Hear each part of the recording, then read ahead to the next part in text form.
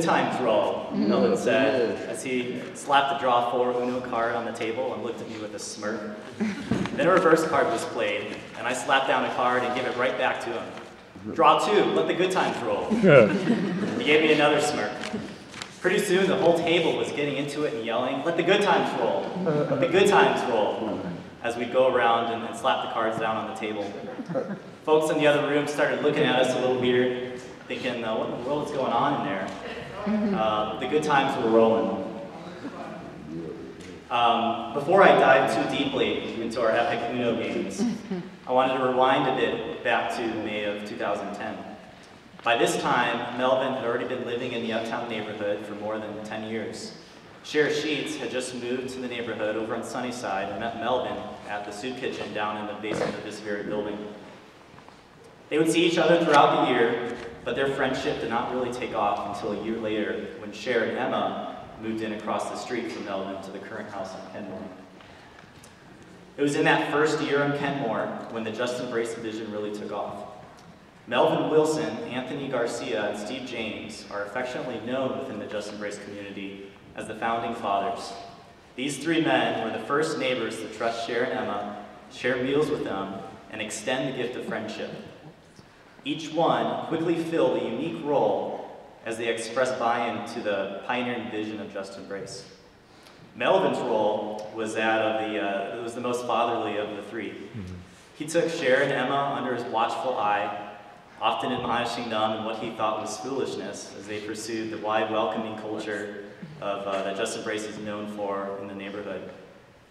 Although he had a lot to say about how things should be done differently, he was one of the most loyal and vocal advocates for JUSTembrace in the neighborhood.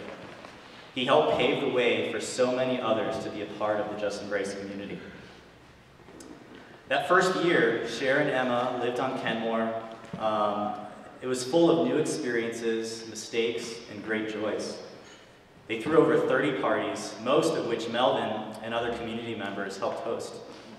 During those foundational months, Melvin and the other founding fathers became family to Cher and Emma, joining them in this experimental idea of actively loving their neighborhood. Whenever JUSTembrace had visitors, Melvin would show up ready to share with pride and joy the impact the JUSTembrace community was having on him and his neighbors.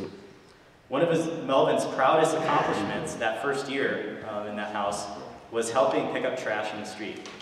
While he only did that once, Melvin always referred to it as the JUSTembrace Community Beautification Project. As the JUSTembrace community grew, Melvin was often the first friend that newcomers made.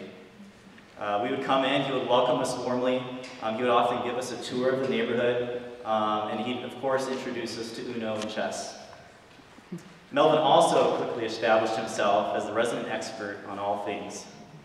It's probably no surprise. He loved to share his knowledge or give us pop quizzes on everything from history, the Bible, politics, culture, Doctor Who, or other obscure tidbits he's gathered over the years. After we sort of hemmed and hawed, after he asked us this pop quiz, we hemmed and hawed for a while, and he would give up and shake his head disapprovingly, give us the answer, and then he would ask us how we would ever function without the use of our fancy computers.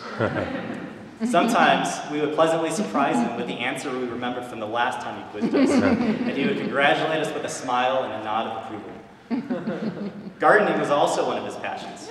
He loved to tell everyone what they were doing wrong as we planted the yearly community garden. He had his green thumb and he knew how things were supposed to run.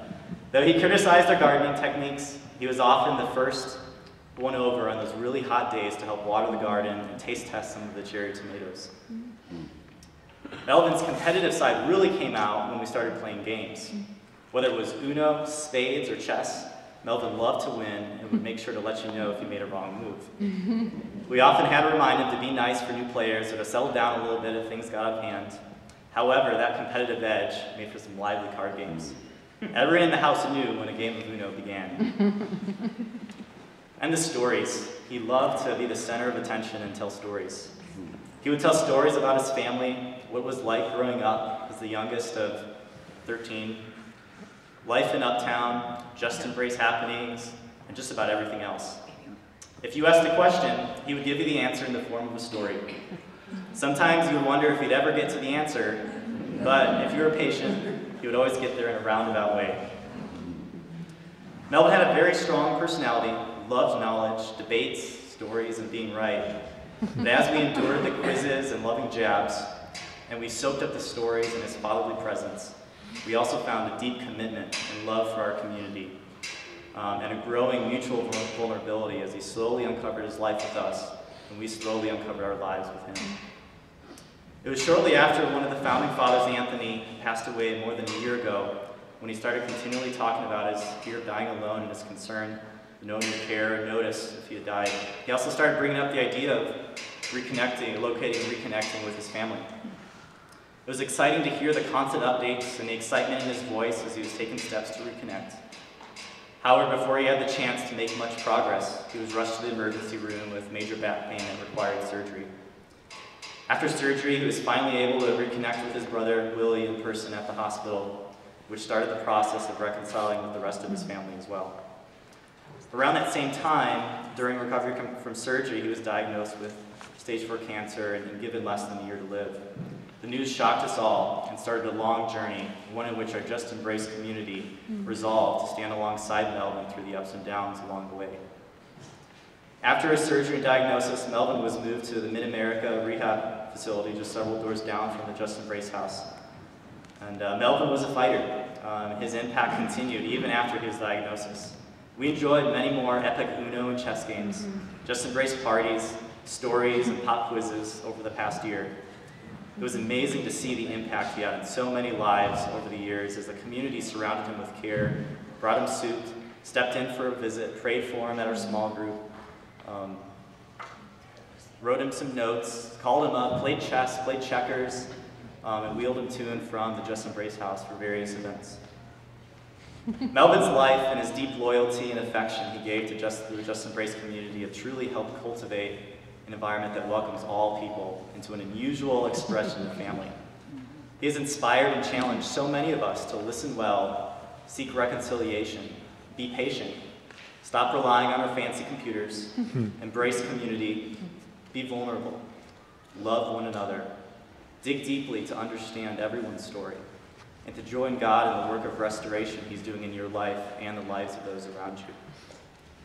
In his final moments, Melvin did not die alone. It was family and community across the neighborhood and city who loved him deeply, and in the room beside his bed, it was his brother Willie and adopted daughter Cher who were holding his hand as he was ushered into God's presence. What a beautiful image of community, reconciliation, and God's graceful and restorative power in Melvin's life and also all the lives of those who were impacted greatly by Melvin.